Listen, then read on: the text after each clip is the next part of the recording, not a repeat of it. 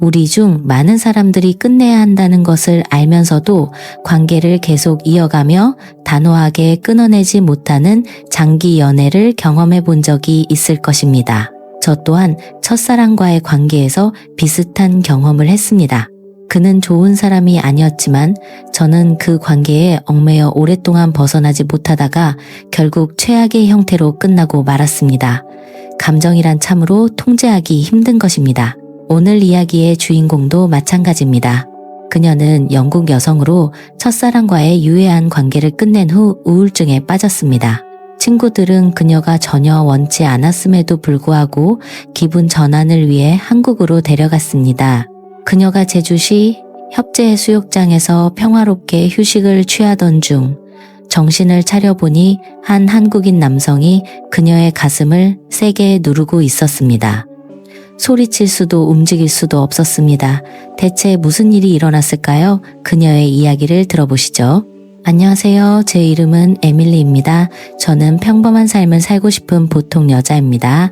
첫 남자친구와 함께 카페를 열었고 7년 동안 그와 함께 했습니다. 그렇게 오래 함께한 것이 자랑스러운 일은 아니지만 매일 함께 무언가를 이뤄가는 느낌이 들었습니다. 여느 때와 다름없는 평범한 날이었습니다. 갑작스러운 소나기 속에서 평소보다 일찍 카페 문을 닫고 집으로 돌아가고 있었습니다. 우산도 없이 서둘러 걷다가 7년 된 남자친구이자 사업 파트너인 마이클이 근처에서 낯선 여자에게 내일 아침에 그녀 몰래 나가야 해라고 속삭이는 것을 우연히 보게 되었습니다. 그의 목소리가 선명하게 들렸습니다. 저는 그 자리에 얼어붙어 그들을 바라보았습니다. 마이클은 그 여자의 손을 잡고 키스했습니다. 그 장면이 제 눈앞에 펼쳐졌습니다. 우리가 7년 동안 함께 일군 로즈마리 카페에 대한 기억이 한순간에 무너져 내렸습니다. 저는 흠뻑 젖은 채로 집에 돌아와 모든 짐을 쌌습니다. 옷 몇 벌과 필수품만 챙겨서 가장 친한 친구인 케이트의 집으로 직행했습니다. 에밀리, 정말 괜찮아? 케이트의 걱정스러운 눈빛이 저를 향했습니다. 제가 어떻게 괜찮을 수 있겠어요? 7년이 그렇게 끝났는걸요? 저는 아무 말도 할 수 없었고 말을 이어갈 수도 없었습니다. 다음 날 마이클에게서 온 수많은 전화와 메시지를 무시하고 곧장 카페로 향했습니다.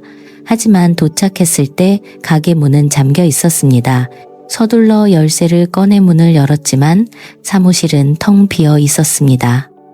컴퓨터와 모든 중요 서류가 사라졌습니다. 은행 계좌를 확인했을 때 회사 계좌는 이미 비어 있었습니다. 우리가 7년 동안 함께 만든 카페에 그 모든 열정과 시간이 한순간에 물거품이 되었습니다. 법적으로는 내가 대표야, 에밀리. 내가 결정했으니 모든 건 내 거야. 전화기 너머로 마이클의 차가운 목소리가 들려왔습니다. 변호사 자문 후 알게 된 사실은 더욱 잔인했습니다. 동업계약서에는 명백한 허점이 있었고 제가 법적으로 할 수 있는 조치는 거의 없었습니다. 하룻밤 사이에 32살의 저는 연인, 직업, 그리고 집까지 모두 잃은 실업자가 되었습니다. 제가 우울증에 빠져 있는 동안 케이트는 제 곁을 지켜주었습니다. 어느 날 제가 그녀의 소파에서 무기력하게 지내고 있을 때 케이트가 오랜만에 만나는 친구들과 함께 나타났습니다. 에밀리, 이렇게 무너져 있을 순 없어. 여행을 가야 해. 대학 시절 친구인 소피가 말했습니다. 더 정확히 말하면 우리가 여행을 가야지, 케이트가 웃으며 덧붙였습니다. 소피, 케이트, 헬레나는 대학 시절부터 친구였지만 제가 마이클과 사귀기 시작하면서 자연스럽게 관계가 멀어졌습니다. 그들은 여행 계획을 세워왔습니다. 저는 조용하고 평화로운 곳인 싱가포르에 가는 것을 꿈꿔왔습니다. 싱가포르의 고즈넉한 사원과 현대적인 모습이 공존하는 풍경이 제 상처를 치유해 줄 것만 같았습니다. 싱가포르는 비싸고 재미없어. 우리 모두가 즐길 수 있는 곳이 아니야. 소피가 제 생각을 읽은 듯 말했습니다. 우리가 제안하는 곳은 바로 한국이야. 헬레나가 흥분된 목소리로 외쳤습니다. 한국이라고? 세 사람이 반신반의하는 표정으로 말했습니다. 왜 한국인데? 한류가 엄청나잖아. K-팝, K-드라마, 그리고 한국 영화까지 볼거리도 많고 활기차. 서울은 쇼핑 천국이고 화장품도 정말 좋아. 무엇보다 새로운 경험이 필요한 너에게 딱이야. 마이클과는 전혀 다른 세상이지. 결국 저는 마지못해 동의했지만 마음속으로는 여전히 싱가포르를 생각하고 있었습니다. 하지만 오랜만에 친구들과 함께 여행을 간다는 것만으로도 마음이 한결 가벼워졌습니다. 짐을 싸는 내내 이 여행이 과연 제 상처를 치유해 줄 수 있을지 궁금했습니다. 인천국제공항에 도착했을 때의 첫인상은 압도적이었습니다. 공항의 거대하고 현대적인 건축물에 놀랐습니다. 서울 도심으로 향하는 택시에 앉아 창밖으로 보이는 도시는 예상외로 현대적이고 세련되었습니다. 반짝이는 네온 사인과 고층 빌딩, 곳곳에 걸린 멋진 광고판이 제 시선을 사로잡았습니다. 거봐, 에밀리. 내가 말했지? 서울은 현대적이고 활기차다고 케이트가 흥분된 목소리로 말했습니다. 우리는 중심가인 명동에 있는 호텔에 짐을 풀고 첫날을 주변 탐방으로 보냈습니다. 거리는 사람들로 붐볐고 길거리 음식의 고소한 냄새가 후각을 자극했습니다. 특히 인상 깊었던 것은 우리가 가는 곳마다 와이파이가 완벽하게 작동한다는 것이었습니다. 런던에서는 상상도 할 수 없는 속도였습니다. 내일은 경복궁이랑 명동 성당에 가자. 헬레나가 제안했지만 소피와 케이트는 고개를 저었습니다. 아니, 계획을 바꿨어. 내일 우리는 제주도로 갈 거야. 소피가 갑자기 말했습니다. 제주도? 왜 갑자기? 제가 놀라서 물었습니다. 서울도 좋지만 지금 우리에게 필요한 건 바다야. 제주도 협재해수욕장이 정말 아름답대. 거기서 일광욕하면서 마음을 정화하자. 케이트가 설명했습니다. 마음속으로는 조금 실망했지만 친구들의 의견을 따르기로 했습니다. 다음날 아침 일찍 우리는 김포공항에서 비행기를 탔습니다. 비행기에 오르자마자 저는 또 한 번 놀랐습니다. 대한항공 비행기는 생각보다 깨끗하고 현대적이었습니다. 좌석 간격도 넓었고 창밖으로 보이는 풍경도 아름다웠습니다. 정말 빠르다. 런던에서 에든버러 가는 것보다 훨씬 빨라. 소피가 놀란 목소리로 말했습니다. 우리는 1시간 10분 비행 후 제주국제공항에 도착했습니다. 서울과는 전혀 다른 공기를 느낄 수 있었습니다. 협재 해수욕장으로 가는 택시 안에서 기사님이 계속해서 오르막과 내리막길을 운전하는 바람에 멀미를 느꼈습니다. 창밖으로 보이는 제주의 독특한 지형에 놀랐습니다. 산과 바다가 어우러진 풍경은 정말 아름다웠지만 차멀미 때문에 온전히 즐길 수가 없었습니다. 그냥 싱가포르에 갔어야 했는데 제가 무심코 투덜거리자 케이트가 들었다는 듯 고개를 저었습니다. 두고 봐, 협재해수욕장에 도착하면 생각이 바뀔 거야. 택시에서 내려 숙소에 짐을 풀고 밖으로 걸어 나가자. 마침내 협재해수욕장이 눈앞에 펼쳐졌습니다. 햇살 아래에 반짝이는 에메랄드빛 바다, 넓게 펼쳐진 백사장, 그리고 활기 넘치는 사람들의 모습이 제 시야에 들어왔습니다. 차멀미로 인한 불쾌감이 순식간에 사라졌습니다. 어때? 내 말이 맞지? 케이트가 자랑스럽게 물었습니다. 정말 아름다워. 저는 솔직하게 인정해야 했습니다. 우리는 해변에 자리를 잡고 선크림을 바른 뒤 네 사람 모두 모래 위에 누워 햇볕을 즐겼습니다. 모든 걱정과 스트레스가 태양과 함께 녹아내리는 것 같았습니다. 바다를 바라보며 런던에서의 복잡한 일들을 잠시 잊을 수 있었습니다. 저기 남자들이 우리 쳐다보는 것 같아. 헬레나가 속삭이며 킥킥거렸습니다. 돌아보니 정말로 몇몇 젊은 남자들이 우리 쪽을 보고 있었습니다. 한국 청년들도 있었고 외국인 관광객도 있었습니다. 7년 동안 마이클과의 관계에만 빠져있던 저에게 다른 남자들의 시선은 새롭고 약간은 흥미로운 경험이었습니다. 에밀리, 넌 정말 예뻐? 금발 머리. 그 말에 웃음이 나왔습니다. 영국에서는 평범한 외모일 뿐이었지만 이곳에서는 제 금발과 파란 눈이 특별해 보이나 봅니다. 해가 지기 시작할 무렵 친구들은 근처 클럽에 가자고 했지만 저는 조용히 혼자만의 시간을 갖고 싶었습니다. 너희 먼저 가. 난 좀 걷고 싶어. 친구들을 보내고 혼자 해변을 따라 걸었습니다. 바위가 있는 곳으로 가서 멀리 반짝이는 제주시의 야경을 바라보았습니다. 불빛이 바다에 비쳐 마치 별들이 춤추는 것 같았습니다. 캔맥주 하나를 사서 모래사장에 앉아 캔의 차가움을 느꼈습니다. 지난 몇 주간의 일들이 영화처럼 머릿속을 스쳐 지나갔습니다. 마이클과의 이별, 카페를 잃은 일, 친구들과의 재회, 그리고 지금 이곳 낯선 나라에서의 새로운 경험들. 인생이란 정말 예측할 수 없다는 것을 다시 한번 깨달았습니다. 앞으로 어떻게 살아야 할까? 바다를 보며 중얼거렸습니다. 런던으로 돌아가 새 직장을 구해야 할까? 아니면 새로운 카페를 열어야 할까? 모든 것이 불확실했지만 이상하게도 두려움보다는 설렘이 더 컸습니다. 저는 오랫동안 마이클에게 너무 많이 의존해왔다는 것을 깨달았습니다. 이제는 온전히 제 선택으로 제 삶을 만들어갈 때였습니다. 저는 도시의 불빛 아래 혼자 앉아 맥주를 마시며 처음으로 미래에 대한 희망을 느꼈습니다. 아직 뚜렷한 계획은 없었지만 이 여행이 새로운 시작의 신호인 것 같았습니다. 호텔 방으로 돌아왔을 때 친구들은 아직 돌아오지 않았습니다. 조용한 방에서 창문을 열고 파도 소리와 함께 잠이 들었습니다. 알람 없이 저절로 눈을 떴을 때 해가 뜨고 있는 것을 보았습니다. 조용히 수영복으로 갈아입고 방을 나섰습니다. 어제는 해변에 사람이 너무 많았기 때문에 수영을 하러 나간 것이었습니다. 모래 위에 수건을 깔고 아침 햇살을 맞았습니다. 마이클과 헤어진 이후 처음으로 마음의 평화를 느꼈습니다. 아침 해변은 놀라울 정도로 맑고 고요했습니다. 천천히 발을 물에 담그고 점차 적응하며 더 깊이 들어갔습니다. 물이 허리까지 찼을 때 잠시 멈춰서서 수평선을 바라보았습니다. 아침 햇살에 반짝이는 바다가 끝없이 펼쳐져 있었습니다. 런던의 바쁜 생활에서 벗어나 이제껏 느껴보지 못한 자유를 느꼈습니다.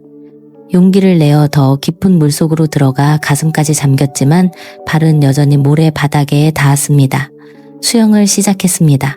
유럽에서는 카페를 연 이후로 한 번도 쉬어본 적이 없었습니다. 이렇게 낯선 나라에서 수영을 하고 있다는 것이 신기했습니다. 물속에서 몸을 움직이는 느낌이 상쾌했습니다. 몸을 뒤집어 하늘을 보고 물 위에 떴습니다. 이대로 계속 있을 수 있다면 얼마나 좋을까 중얼거리며 눈을 감았습니다.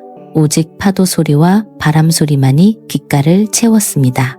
모든 걱정이 사라지는 것 같았습니다.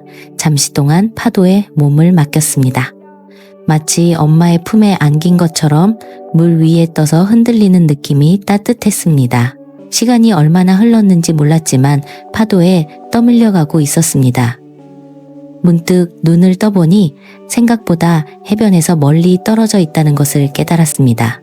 조금 부주의했다고 생각했지만 괜찮을 거라고 생각했습니다. 해변으로 다시 헤엄쳐 가기 시작했지만 이상하게도 아무리 헤엄쳐도 거리가 줄어들지 않았습니다. 불안감이 점점 커졌습니다. 다리에 힘이 빠지고 숨이 가빠졌습니다. 공황 상태에서 필사적으로 헤엄쳤지만 상황은 나아지지 않았습니다. 도움을 청하기 위해 손을 흔들었지만 해변은 너무 멀어 아무도 보이지 않았습니다. 발을 디디려 했지만 너무 깊었습니다. 공포가 밀려오기 시작했습니다. 진정해, 에밀리, 당황하지 마 스스로에게 말했지만 몸은 굳어버렸습니다. 갑자기 여행 안내 책자에서 읽었던 이안류라는 단어가 머릿속에 떠올랐습니다. 해변에서 바다 쪽으로 강하게 흐르는 물살이었습니다. 만약 휘말리면 저항하지 말고 해변과 평행하게 헤엄치라고 했습니다. 하지만 저는 이미 지쳐 있었습니다. 의식이 희미해지기 시작했습니다. 정신 차려요. 어디선가 멀리서 들리는 듯한 외침이 들렸습니다. 희미해지는 의식 속에서 정신을 차려보니 한 한국인 남성이 제 가슴을 세게 누르고 있었습니다. 순간적으로 너무 무서워서 비명을 지르고 싶었지만 대신 목구멍에서 바닷물이 격렬하게 쏟아져 나왔습니다. 깊은 숨을 쉬기도 전에 갈비뼈를 꿰뚫는 듯한 극심한 고통이 온몸을 덮쳤습니다. 비명을 지르려 했지만 비명 대신 격렬한 기침만 나왔습니다. 흐릿한 시야 속에서 그의 손이 다시 제 가슴을 누르는 것이 보였습니다. 심장이 터질 듯한 고통 속에서 간신히 의식을 붙잡았습니다. 괜찮으세요? 정신이 드세요? 그 남자가 영어로 물었습니다. 대답하려 했지만 목이 타는 듯 아파서 말을 할 수 없었습니다. 그저 고개를 끄덕일 수밖에 없었습니다. 주위를 둘러보니 많은 사람들이 원을 그리면서 있었습니다. 모두 충격받은 표정이었습니다. 구급차가 곧 올 거예요. 조금만 더 힘내세요. 남자가 저를 안심시키려 말했습니다. 몸을 일으키려 했지만 갑자기 가슴에 이상한 통증이 느껴졌습니다. 저도 모르게 신음소리를 냈습니다. 남자는 놀란 표정이었습니다. 움직이지 마세요. 제가 심폐소생술을 할 때 너무 세게 눌렀나 봐요. 그가 미안한 표정으로 말했습니다.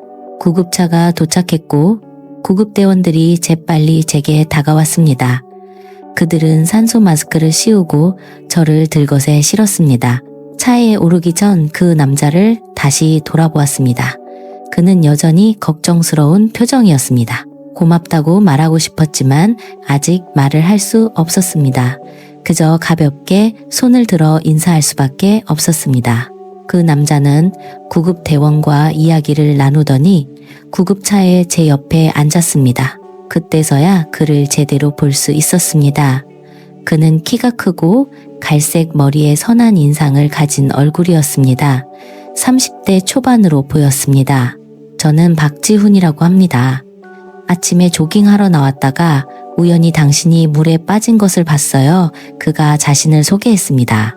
저는 고개만 끄덕일 수 있었습니다. 병원에 도착하자마자 응급실로 옮겨졌습니다. 의사들은 여러 가지 검사를 했고 지훈 씨는 대기실에서 기다렸습니다. 약 1시간 후 의사가 진단 결과를 알려주었습니다. 다행히 큰 문제는 없습니다. 하지만 갈비뼈에 작은 실금이 갔는데 심폐소생술 과정에서 생긴 것 같군요. 의사가 영어로 말했습니다. 죄송합니다. 제가 너무 세게 눌렀나 봐요. 지훈 씨가 죄책감 어린 표정으로 말했습니다. 아닙니다. 아주 잘하셨어요.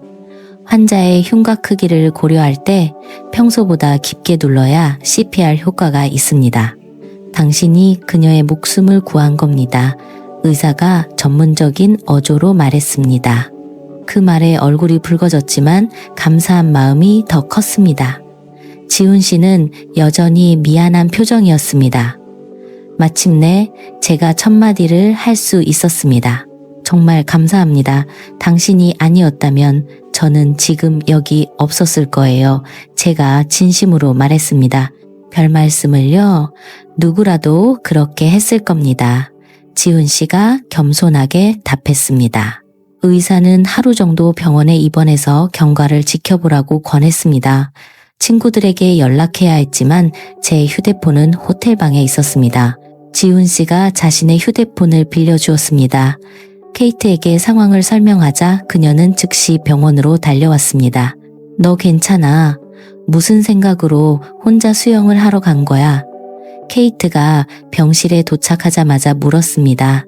저는 너희들이 남자 구경하느라 바쁘지 않았다면 이런 일도 없었을 거라고 가볍게 쏘아붙였습니다. 아팠지만 웃음이 나왔습니다. 친구들의 눈이 반짝이며 지훈 씨를 훔쳐보았습니다. 말도 안 돼. 저 남자 너무 잘생겼잖아. 불행 중 다행이네. 소피가 속삭였고 헬레나도 동의하며 킥킥거렸습니다. 저는 부끄러워서 이불을 얼굴까지 끌어올렸지만 슬쩍 지훈 씨를 쳐다보았습니다. 그가 일어나서 가려고 할 때 저는 갑자기 용기를 냈습니다. 연락처 좀 알 수 있을까요? 퇴원하면 정식으로 감사 인사를 드리고 싶어서요. 제가 조심스럽게 말했습니다. 지훈 씨는 잠시 생각하더니 제게 명함을 건넸습니다. 그는 카페 주인이었습니다. 제 얼굴에 미소가 번졌습니다. 저도 카페 주인이었는데 정말 운명 같았습니다. 내일 몸이 괜찮아지고 시간이 되시면 연락 주세요. 제가 제주도의 멋진 곳으로 안내해 드릴게요. 지훈 씨가 미소 지으며 말했습니다. 친구들이 병실에서 저를 돌봐주었고 다음 날 아침에 퇴원했습니다. 갈비뼈 통증은 여전했지만 걷는 데는 큰 지장이 없었습니다. 휴식을 취하기 위해 호텔로 돌아왔습니다. 친구들은 다시 해변에 가겠다고 했습니다. 혼자 있어도 괜찮겠어? 헬레나가 걱정스럽게 물었습니다. 쉬고 싶어. 너희는 재미있게 놀다 와. 제가 진심으로 답했습니다. 친구들이 떠나자 저는 지훈 씨의 명함을 꺼내보았습니다. 잠시 고민하다가 그에게 전화를 걸었습니다. 몇 번의 신호음 끝에 그가 전화를 받았습니다. 안녕하세요. 에밀리입니다. 어제 구해주셨던 제가 머뭇거리며 말했습니다. 아, 에밀리 씨, 퇴원하셨군요. 몸은 괜찮으세요?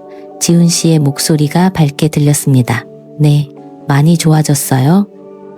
혹시 저와 점심 식사 함께 하실 수 있을까요? 제가 용기를 내어 물었습니다. 지훈 씨는 흔쾌히 동의했고 우리는 1시간 뒤에 호텔 로비에서 만나기로 했습니다. 가볍게 화장을 하고 옷을 갈아입었습니다. 갈비뼈는 여전히 아팠지만 그를 다시 만날 생각에 설렜습니다. 약속 시간보다 먼저 로비로 내려갔습니다. 얼마 지나지 않아 지훈 씨가 나타났습니다. 그는 편안한 셔츠에 청바지를 입고 있었습니다. 우리는 짧게 인사를 나누고 식당으로 함께 걸어갔습니다. 제가 제주도에서 아주 맛있는 해물 요리집으로 안내해 드릴게요. 지훈 씨가 미소 지으며 말했습니다. 그가 데려간 식당은 협재 해수욕장에서 멀지 않은 작은 해물 전문점이었습니다. 내부는 소박했지만 손님들로 가득했습니다. 우리는 해물 뚝배기와 신선한 해산물을 주문했습니다. 처음 먹어보는 한국 음식이었지만 놀랍도록 맛있었습니다. 정말 맛있어요. 런던에서는 이런 맛을 본 적이 없어요. 제가 솔직한 감상을 말했습니다. 런던에서 오셨군요. 어떤 일을 하세요? 지훈 씨가 궁금해하며 물었습니다. 저는 망설임 없이 제 이야기를 시작했습니다. 마이클과 함께 열었던 카페 이야기, 그의 배신, 그리고 제가 한국에 오게 된 이유까지 말하면서 이렇게 낯선 사람에게 속마음을 털어놓는 것이 신기했지만 지훈 씨는 아주 진지하게 들어주었습니다. 정말 힘든 일을 겪으셨군요. 하지만 이제 다시 시작할 수 있잖아요. 지훈 씨가 따뜻하게 말했습니다. 식사를 마친 후 우리는 지훈 씨의 제안으로 근처 해안 카페로 갔습니다. 햇볕은 여전히 강했지만 바다는 어제보다 평화로워 보였습니다. 우리는 바다가 보이는 작은 카페에 앉아 아이스 아메리카노를 마시며 이야기를 나눴습니다. 지훈 씨는 자신의 이야기를 들려주었습니다.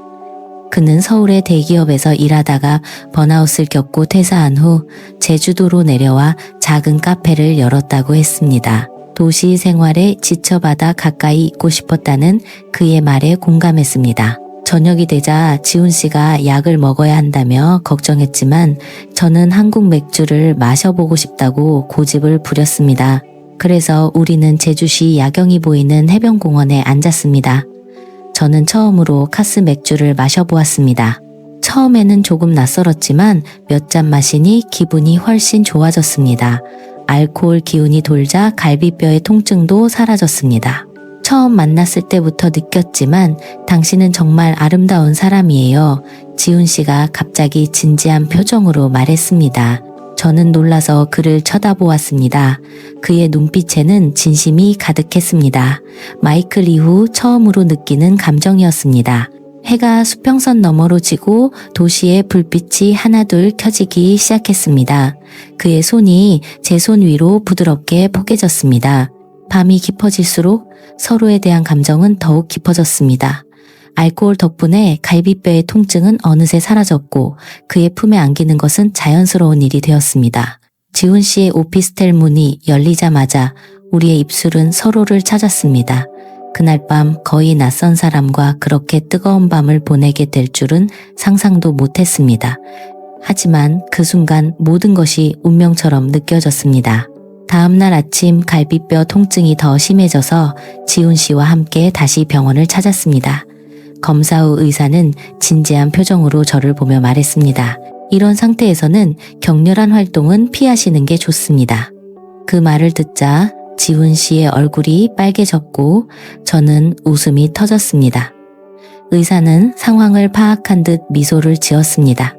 다행히 큰 문제는 없었습니다. 시간이 어떻게 흘렀는지 모를 정도로 일주일이 지났습니다. 마이클과 7년 동안 느끼지 못했던 감정이 지훈 씨와 함께한 짧은 시간 동안 밀려왔습니다. 그는 제 말을 진심으로 들어주었고 사소한 것까지 챙겨주었습니다. 무엇보다 그의 눈에서 진심을 느낄 수 있었습니다. 마지막 밤 우리는 그의 오피스텔 발코니에서 이별을 준비했습니다. 그곳에서는 바다와 제주시의 야경이 한눈에 보였습니다. 당신이 런던으로 돌아가야 한다니 정말 아쉬워요. 지훈 씨가 제 손을 꼭 잡으며 말했습니다. 현실은 냉혹했습니다.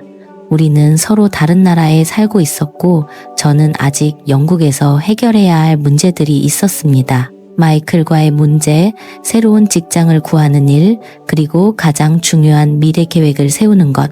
하지만 지훈 씨와 헤어지는 것은 생각보다 훨씬 힘들었습니다. 짧은 시간이었지만 그는 제게 특별한 사람이 되었습니다.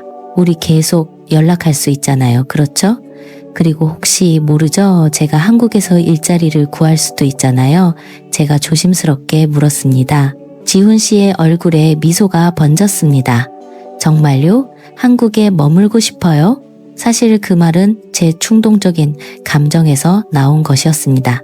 하지만 입 밖으로 내뱉는 순간 그것이 진심이라는 것을 깨달았습니다.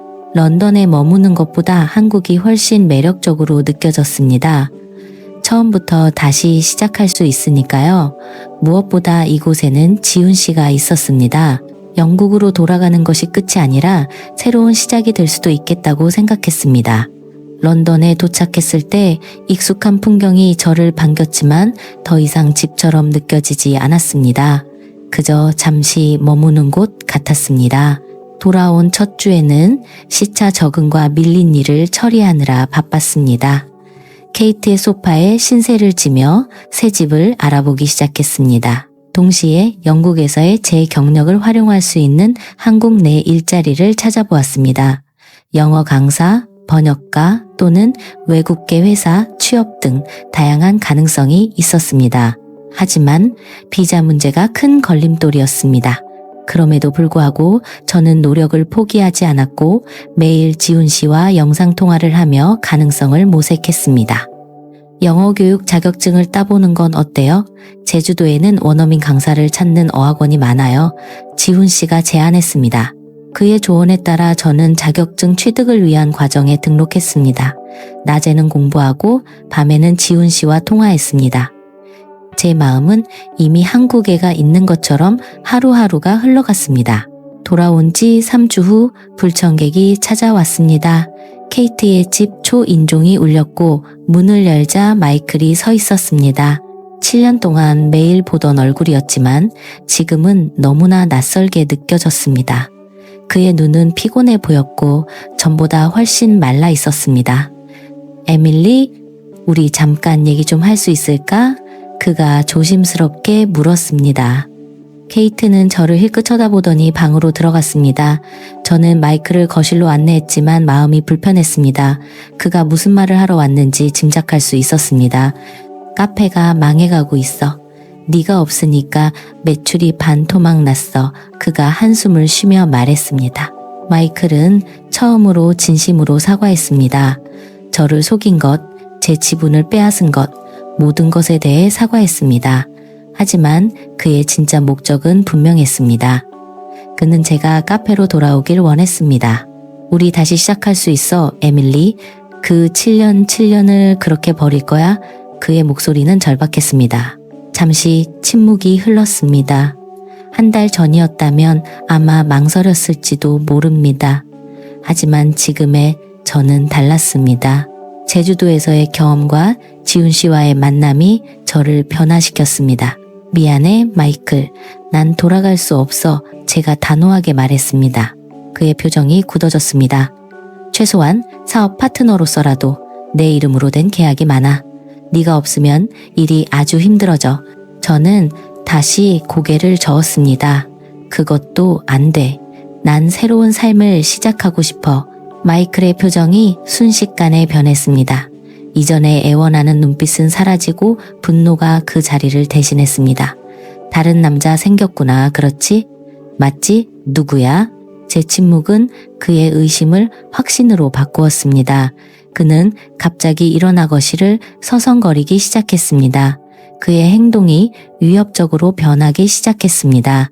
예전에도 마이클이 화내는 것을 본 적은 있었지만 이렇게 격렬한 적은 없었습니다. 내가 널 얼마나 사랑했는데 어떻게 그렇게 쉽게 다른 남자에게 갈 수 있어? 그의 목소리가 점점 커졌습니다. 케이트가 상황을 보려고 방에서 나왔습니다. 그녀가 마이클을 진정시키려 했지만 그는 더욱 흥분했습니다. 결국 그가 화분을 바닥에 던지려고 했을 때 케이트가 경찰을 부르겠다고 으름장을 놓았습니다. 마이클은 마지못해 떠났지만 그의 마지막 말은 불안감을 남겼습니다. 이게 끝이 아니야, 에밀리. 그날 밤 저는 지훈 씨에게 마이클이 찾아왔던 일을 전화로 이야기했습니다. 지훈 씨는 걱정스러운 목소리로 제가 안전한지 물었습니다. 그의 따뜻한 관심에 마음이 진정되었습니다. 하지만 마이클의 위협은 현실이 되었습니다. 다음 날부터 그는 끊임없이 전화하고 메시지를 보내기 시작했습니다. 처음에는 무시했지만 내용은 점점 더 위협적으로 변했습니다. 네 새 남자친구가 어디 있는지 찾아낼 거야. 네가 나한테 돌아올 때까지 포기하지 않을 거야. 결국 저는 그의 번호를 차단했지만 그는 다른 번호로 계속 연락해왔습니다. 상황이 심각해지기 시작해서 경찰에 신고했습니다. 스토킹 행위에 대해 신고했지만 경찰은 그가 실제적인 위협을 가하기 전까지는 적극적으로 조치할 수 없다고 말했습니다. 불안감이 커져 결국 휴대폰을 꺼두었습니다. 며칠 동안 지훈 씨와 연락이 끊겼습니다. 이메일로 상황을 설명하려 했지만 그동안 그는 분명히 많이 걱정했을 겁니다. 새 휴대폰을 만들어 그와 연락하려던 참에 예상치 못한 일이 벌어졌습니다. 그날 밤 케이트는 친구들과의 약속으로 집에 없었습니다. 저는 혼자 TV를 보고 있었습니다. 갑자기 현관문을 세게 두드리는 소리가 들렸습니다. 시계를 보니 밤 10시가 넘은 시간이었습니다. 불안한 마음으로 문에 달린 외시경을 들여다보았습니다. 그곳에는 지훈 씨가 서 있었습니다. 저는 제 눈을 믿을 수 없어 문을 열었습니다. 지훈 씨가 어떻게 여기에? 그는 피곤한 표정이었지만 여전히 미소를 짓고 있었습니다. 연락이 안 돼서 너무 걱정돼서 직접 왔어요. 어떻게 제 주소를 알았는지 묻자 그는 우리가 병원에 있을 때 제 신분증을 찍어두었다고 말했습니다. 그는 한국에서는 허락 없이 여성을 만지는 것에 조심해야 하며 그렇지 않으면 성추행으로 고소당할 수 있다고 설명했습니다. 그래서 만일의 사태에 대비해 신분증을 찍어두었다고 했습니다. 솔직히 말해서 당신이 저와 헤어질 수도 있겠다고 생각했어요. 하지만 그렇더라도 당신 입으로 직접 듣고 싶었어요. 그의 솔직한 말에 심장이 두근거렸습니다.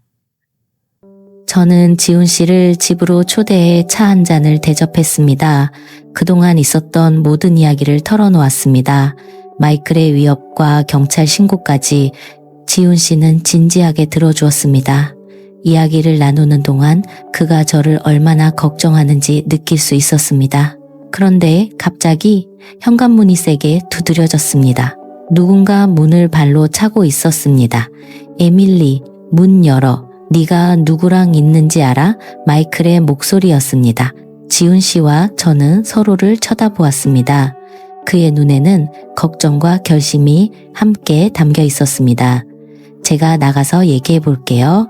제가 말리려 했지만 지훈 씨는 침착하게 문으로 걸어갔습니다. 그가 문을 열자 분노에 찬 얼굴에 마이클이 서 있었습니다. 그는 분명히 취해 있었습니다. 넌 누구야? 에밀리의 새 남자친구냐?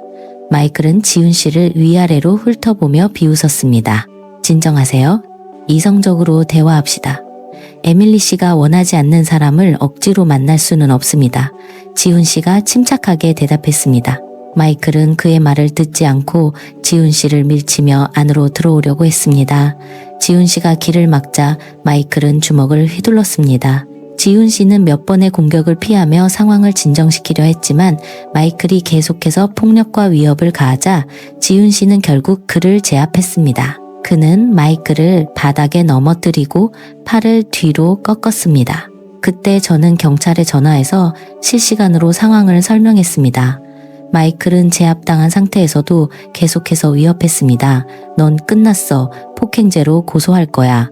하지만 경찰이 도착했을 때 제가 전화로 상황을 보고했기 때문에 그들은 마이클의 말을 믿지 않았습니다. 게다가 마침 집에 돌아온 케이트가 마이클의 이전 위협 행위를 증언해 주었습니다. 결국 마이클은 주거 침입과 협박 혐의로 체포되었습니다. 경찰이 마이클을 데려간 후 지훈 씨는 제 곁으로 와 저를 안아주었습니다. 그동안 쌓였던 긴장과 불안이 눈물로 터져 나왔습니다. 마침내 마이클이라는 과거의 그림자에서 완전히 벗어난 듯한 진정한 자유를 느꼈습니다. 이제 괜찮아요. 모든 게 끝났어요. 지훈 씨의 따뜻한 목소리가 귓가에 울렸습니다. 그날 밤 우리는 많은 이야기를 나누었습니다. 미래와 우리의 가능성에 대해 지훈 씨는 뜻밖의 제안을 했습니다. 혹시 제 카페에서 일해보는 건 어때요? 당신도 커피 좋아하잖아요. 그렇죠? 그의 제안은 현실적이면서도 매력적이었습니다. 영국 생활을 정리하고 한국에서 새로운 삶을 시작하는 것은 두려운 일이었지만 그와 함께라면 충분히 가능할 것 같았습니다. 마이클과의 관계에서 잃어버렸던 자신감과 용기가 지훈 씨 덕분에 되살아났습니다. 한국에서의 생활이 쉽지는 않을 거예요. 문화적 차이도 있고요. 하지만 제가 항상 곁에 있을게요. 지훈 씨의 말에 미소가 지어졌습니다. 그날 밤 우리는 케이트의 소파에 나란히 앉아 우리의 미래를 그리며 새로운 삶이 시작될 것을 느꼈습니다. 마이클 사건 이후 영국 생활을 정리하는데 한 달이 걸렸습니다. 카페 임대 계약 해지, 개인 물품 정리, 필요한 서류 준비 등은 생각보다 복잡했습니다. 그동안 지훈 씨는 한국으로 돌아가 재취업 비자 신청을 위한 준비를 했습니다. 케이트, 소피, 헬레나는 제 결정에 매우 놀랐지만 진심으로 축하해 주었습니다. 내 인생은 정말 동화 같아. 소피가 부러운 듯 말했고 그 말은 정말 가슴에 와닿았습니다. 제가 한국에 도착한 날 지훈 씨는 꽃다발을 들고 제주국제공항에서 기다리고 있었습니다. 그를 보자마자 제 모든 결정이 옳았다는 것을 확신할 수 있었습니다. 지훈 씨의 오피스텔은 협재 해수욕장이 보이는 작은 원룸이었습니다. 조금 비좁았지만 창문으로 보이는 바다 풍경은 런던의 호화로운 아파트보다 더 아름다웠습니다. 초반에는 새로운 것들에 적응하느라 시간이 빠르게 흘러갔습니다. 지훈 씨의 카페는 협재 해수욕장과 번화가 사이에 위치한 작고 예쁜 공간이었습니다. 저는 커피를 내리고 외국인 손님을 응대하는 일을 맡았습니다. 우리가 영국식 애프터눈 티 메뉴를 추가하자 점점 더 많은 해외 관광객들이 찾아왔습니다.